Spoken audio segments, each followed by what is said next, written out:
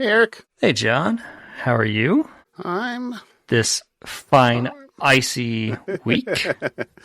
This has been an interesting week. Let's see. Yeah, I think I've left the house twice since Friday.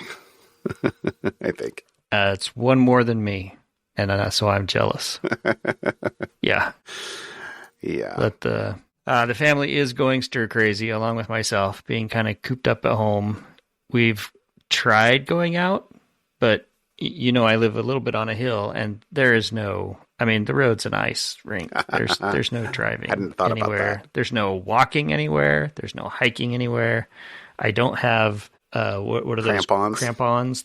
Yeah, I don't have those, so no. Do you have It's cleats? Whatever you do with soccer yeah, my baseball cleats. No, and even the garbage man gave up. The garbage man was supposed to come on Tuesday. And we got an email Monday saying, we're not going to make it Tuesday. We will try to get to your house Wednesday. We're not going to make it Tuesday. We got an email. We're not going to make it to your house on Wednesday.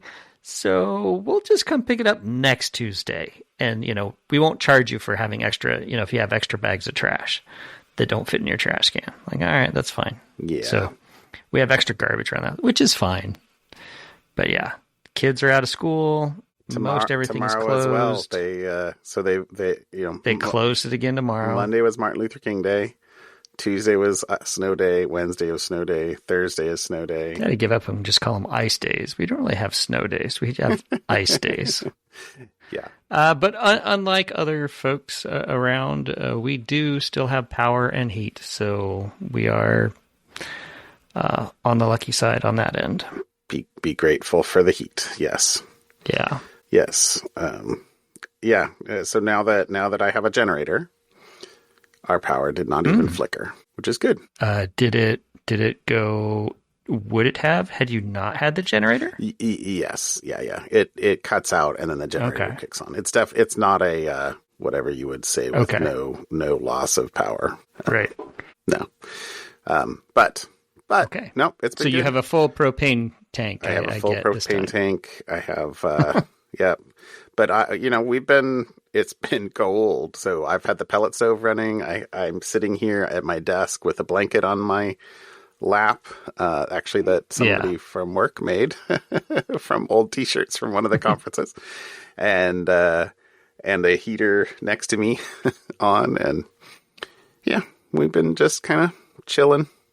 Literally, yeah. Mm-hmm. No, the thing about a farm is that animals need water, and the thing about so you water, get to go outside whether you want to or not. Well, I mean, my wife does most of it. To be fair, she works, but that means that water has to be chipped because it is frozen over, and the animals can't break the ice, and then water has to be thawed. And buckets have to be carried, and actually, so she brought the horses and the horse now and the donkey and the goats and stuff into the barn because it was just miserable outside. Miserable. I bet.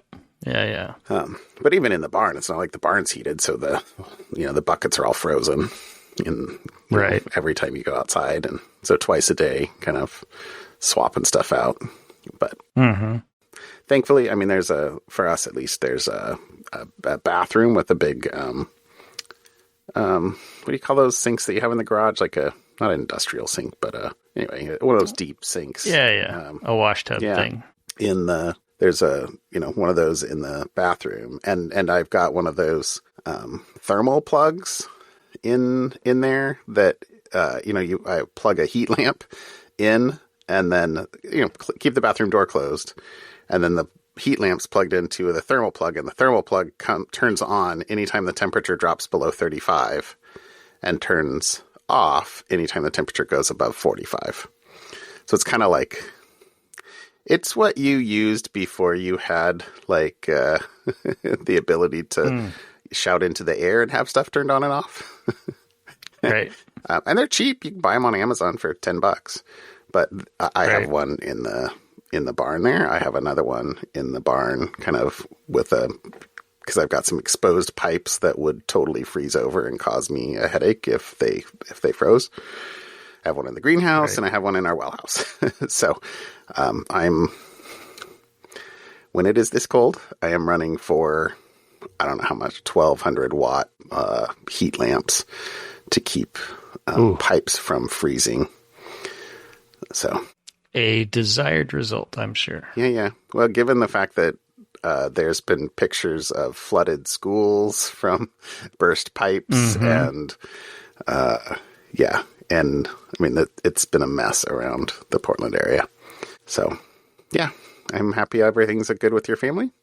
We have friends that have not been so lucky, although they're making it. I'm really glad I don't live on a hill. Yeah. You don't really live on a hill, but you live just downhill just a little bit, enough that I live just enough down a hill that getting out is not possible. And you can't really park on the street up there. No, because the main road. Yeah. So anyway. So it's been an interesting weekend. One of the things I felt bad for is my neighbor here. We only really have one neighbor. Sold his place a couple months ago, I guess, and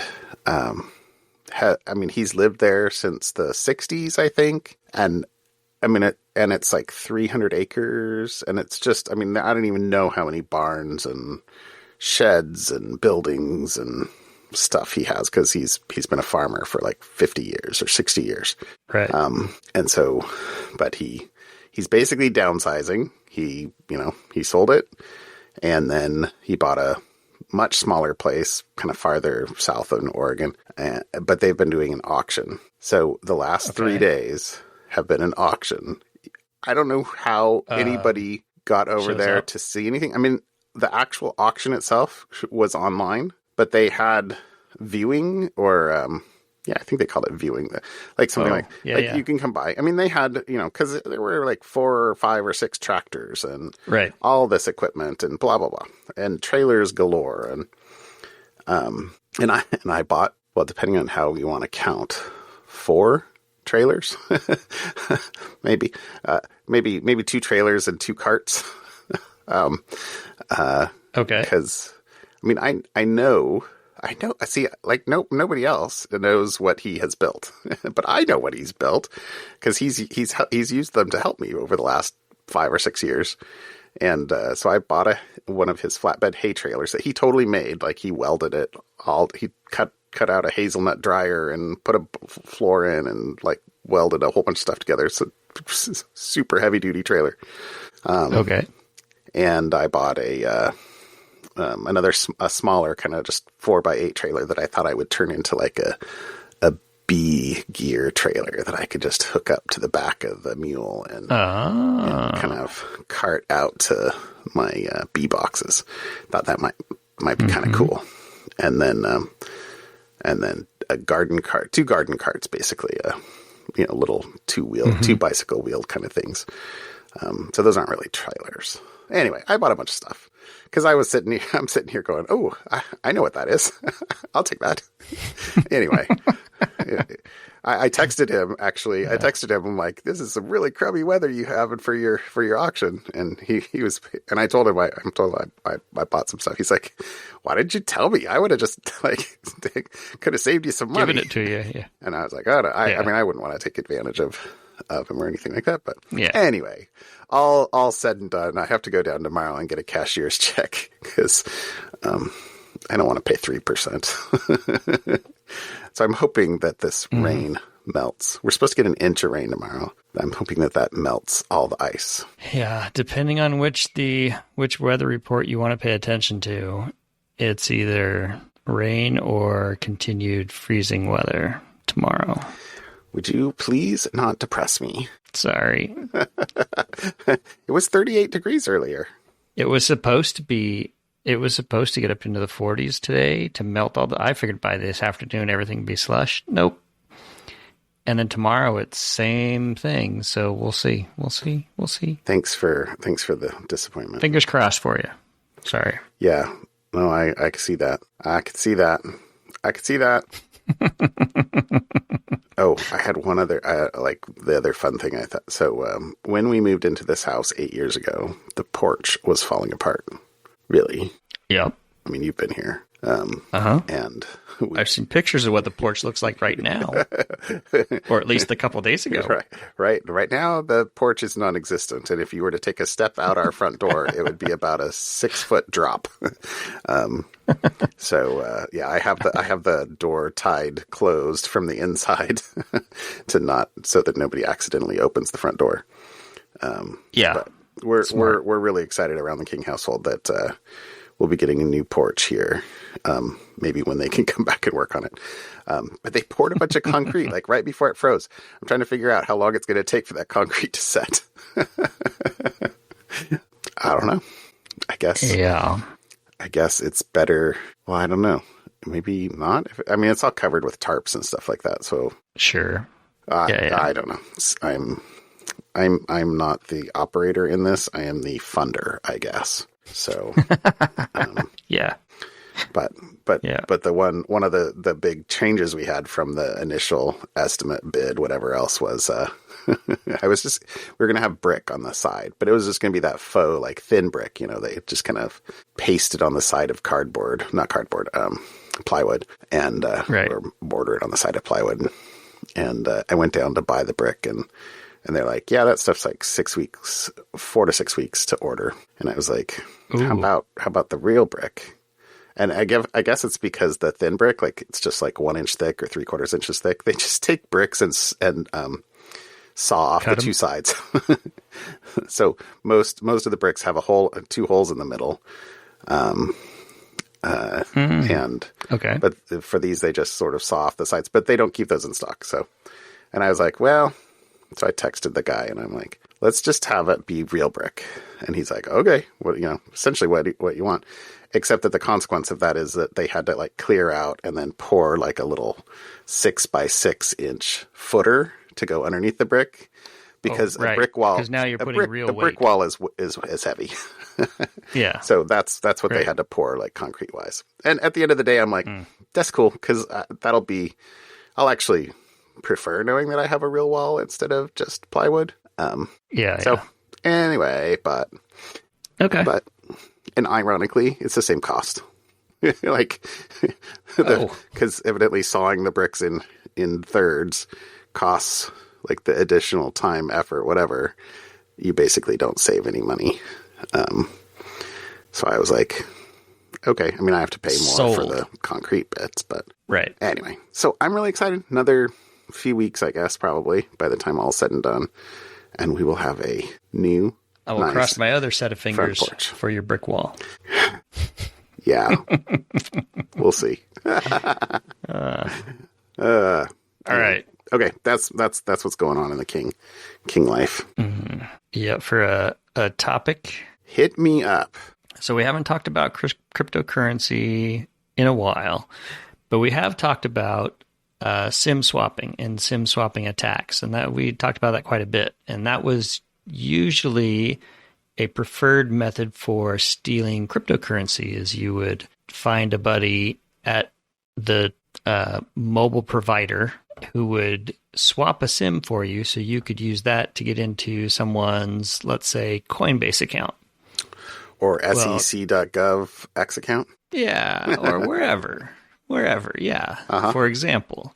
So this is a Krebs on Security article, and this is about a guy who lost $100,000 in a SIM swapping attack. Okay. He is suing the unknown holder of a cryptocurrency wallet that harbors his stolen funds. Okay. So they tracked the exchange. So go through this, right. The suit says that the crooks used his phone number to break into his account at Coinbase and siphon off $100,000 worth of cryptocurrencies. Okay. And Coinbase apparently is also named as a defendant, claiming they should have seen this coming. They should have stopped this. Anyways, Coinbase did respond for a day. But the experts who tracked down the flow of funds of the stolen cryptocurrency heist identified the Bitcoin wallet that was the ultimate destination of his client's stolen crypto. Okay. So now they know where the funds sit because it's all on the blockchain. It's all out there available. Uh-huh. And so here's the interesting part of this is he's using he is pursuing a novel legal strategy that allows his client to serve notice of the civil suit to the Bitcoin address and potentially win a default judgment to seize his client's funds without knowing the identity of the attackers or anything about the account holder. So here's how this works. In brilliant. December 14th of 2023, a federal judge granted the guy permission to serve notice of his lawsuit, which is required by law, directly to the suspected hacker's Bitcoin address using a short message that was attached to roughly $100 worth of Bitcoin that they sent to the address. So Bitcoin transactions are public record, and each record can be sent along with an optional short message. And so what he sent along with the transaction to that thing was a message that said, summons, complaint, U.S. District, Eastern District of California, link, and then a short link to the copy of the lawsuit that's hosted on a Google Drive. That is brilliant. So now the federal courts... It'll probably they deem that an acceptable delivery of the summons. You have been served. Yeah, your summons that you have been served, and so we'll see how this works out. Now, there's a bunch of other stuff in this article by Krebs on getting default judgment against a Bitcoin address. Then you got to find out who actually owns that Bitcoin address, where it sits, if it's with any of the jurisdiction. U.S. jurisdiction. That's what I'm looking for. Yeah, jurisdiction, right? So, anyways, the funny thing, well, that's not funny thing here is, so all that's nice, great, excellent. But Krebs' point here is it's, the hard truth is even with that, most victims will never see their stolen funds. Sometimes federal investigators get minor victories and they seize, or freeze crypto assets that are known to be associated with crimes, etc. But it takes years for this process to unfold. So, for example, Krebs uses a personal example that in 2013, the U.S. government seized the assets of a virtual currency Liberty Reserve, and it was a massive. It says massively disrupting a major vehicle for laundering the proceeds of cybercrime and other illegal activities. And then the government offered remuneration to Liberty Reserve account holders who wished to make a financial loss claim. This was in 2013. So Krebs on Security apparently had some, filed a claim. He says, there wasn't much money in the account. I simply wanted to know how long it would take for federal investigators to follow up with my claim, or indeed if they would at all. So that was 2013. Okay. He had forgotten about this. In 2020... Krebs was contacted by an investigator with the Internal Revenue Service who wanted to discuss his claim. And the investigator said they would have called sooner, but it had taken that long for the IRS to gain legal access to the funds seized in the 2013 Liberty Reserve takedown. So I think it's an interesting point here about being able to serve a summons by sending a message on a blockchain that's visible. So the owner of the account, if they want to move money, they will see that. They have to see that. They can't claim they haven't seen that. Mm-hmm. Attached to $100 that was additional dollars that was deposited. Now, who knows where they're at? But anyways, it's but almost... if and when, if that wallet is or becomes in control of the U.S. authorities of any sort, then maybe he could get an expedited he has a claim for getting some amount of getting his funds returned. Yep. Very interesting. So there you go. I thought that was there you go. We haven't talked about that, and it's cybersecurity adjacent, we'll call it. So there you go. That was my article for today. Well, it's going to be a cryptocurrency potpourri or something like that, because mine is also.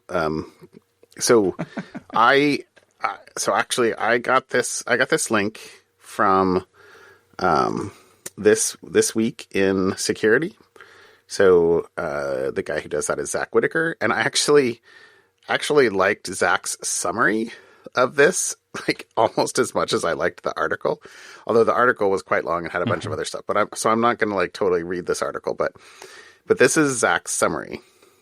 Because the article right before this, or the little snippet right before this, was actually about the SEC.gov's hacked Twitter account from last week, which we talked about already, blah, blah, blah. So speaking of hacked X accounts, Mandiant handled its scandal. So this is the Mandiant account Twitter account was also taken over. Mandiant handled its scandal for the most part by posting receipts on the very campaign that recently hacked the company's social media account. So, like, maybe not a great idea to get Mandiant like motivated to go to the mattresses.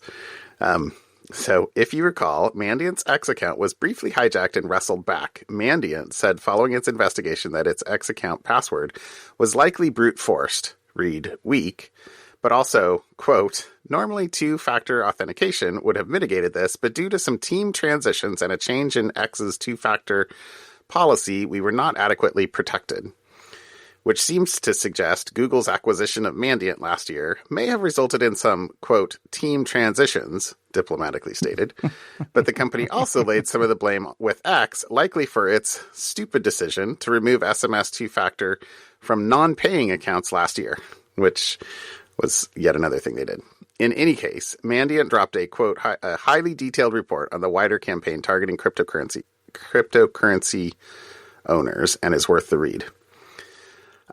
So the link I'll put in here is actually to the report itself, to the Mandiant link itself. But I thought that Zach's summary of that was pretty great, because in the report itself, I didn't see the quote about normally two-factor would have mitigated this, blah blah blah. I mean, what they say in the article is that on January 3rd, Mandiant's X social media account was taken over and subsequently used to distribute links to a cryptocurrency drainer phishing page. Working with X, we were able to regain control of the account, and based on our investigation over the following days, we found no evidence of malicious activity on or compromise of any Mandiant or Google Cloud systems that led to the compromise of this account.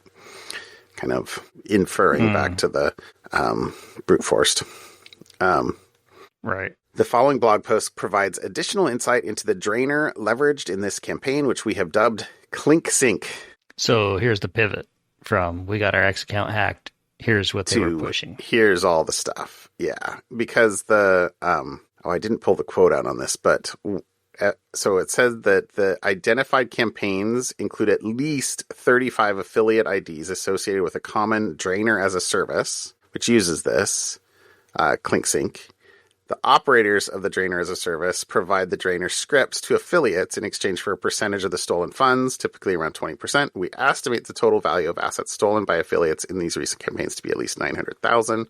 They said in here as well, I didn't pull out the quote, but that the source code for this drainer as a service had been released. And so there's likely going to be a whole bunch of other ones stood up. There's a bunch of, links to various, phantom drainer, DApp radar themed phishing page. Right. The dog coin of the people. Claim bonk. Dollar bonk. Oh man.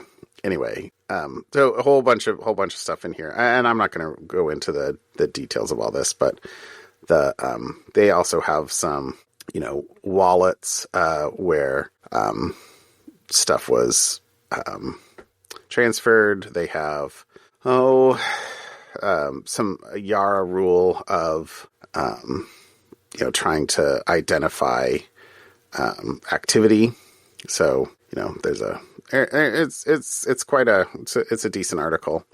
But the other thing that I pulled out, the last quote I kind of pulled out here was that one of so this targeted cryptocurrency called Solana. So over the past year, Mandiant has observed a multitude of actors distributing drainers and advertising draining tools and services on underground forums, highlighting the popularity of cryptocurrency draining operations. This CLINKSINK activity is particularly notable as it appears to coincide with the rising value of Solana's native Sol cryptocurrency, which has grown in value faster than many other cryptocurrencies in recent months. Additionally, the apparent leak of the CLINKSINK source code could enable additional threat actors to conduct their own independent draining operations and or set up further Drainer as a service offerings for others to use. So, yeah. Okay. Is there a chart for Solana? It just says that Solana surges to a 20-month high amid robust network activity. Climbed more than 40% in under a week. This was in late December. So, anyway. So, all right. Be careful of phishing. As always. Well, you want to hear some fun facts about ice? Feeling a little bit surrounded by ice, are you? Yeah. So my something fun was Google fun facts about ice. Okay. So let me share some fun facts about ice. Do tell. Number one, water is usually more dense than ice. I think that makes sense. Ice floats in your glass of water. That makes sense. What you may not be aware of is heavy water ice. So where the hydrogen atoms have a proton and a neutron, as opposed to just the proton in normal hydrogen, does sink. So if you have heavy water, frozen heavy water, ice cubes, they will sink to the bottom. Hopefully you don't ever have heavy water. How do you get heavy water? Cubes. I was going to say. Isn't that a result of a byproduct of nuclear activity, I think. Nuclear fusion. I have to say, I'm not sure. Heavy water, I think, is something. That's what rings a bell to me. Anyways, doesn't matter. But if you have heavy water ice, that will sink. Ice storms, fact number 2. Ice storms happen when the snow passes through warm and cold layers in the atmosphere. We have just had ice storms, and so this is what happened. Brutally bad. Snow enters the warm layer of the atmosphere and melts into a drop of rain, and then it passes through the cold layer of air, and the raindrops don't have time to refreeze into hail or snow again as they fall through, and then when they hit the cold surface on the ground, they immediately turn to ice, and that's how you get the world covered in ice and neighbors ice skating in their backyard. Okay. On concrete.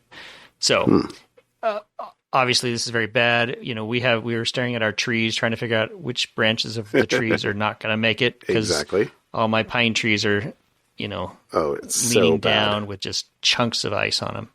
Anyways, all right. Dry ice, not made of water. I knew that. It's frozen carbon dioxide. Mm-hmm. So that's how it goes from a solid to a gas at room temperature without bothering to pass through a liquid state. You got to keep dry ice. It freezes at minus 109.3 degrees Fahrenheit. So I don't think I realized it was that cold. Yeah. Yeah, but don't touch dry ice. Yeah, don't touch dry ice.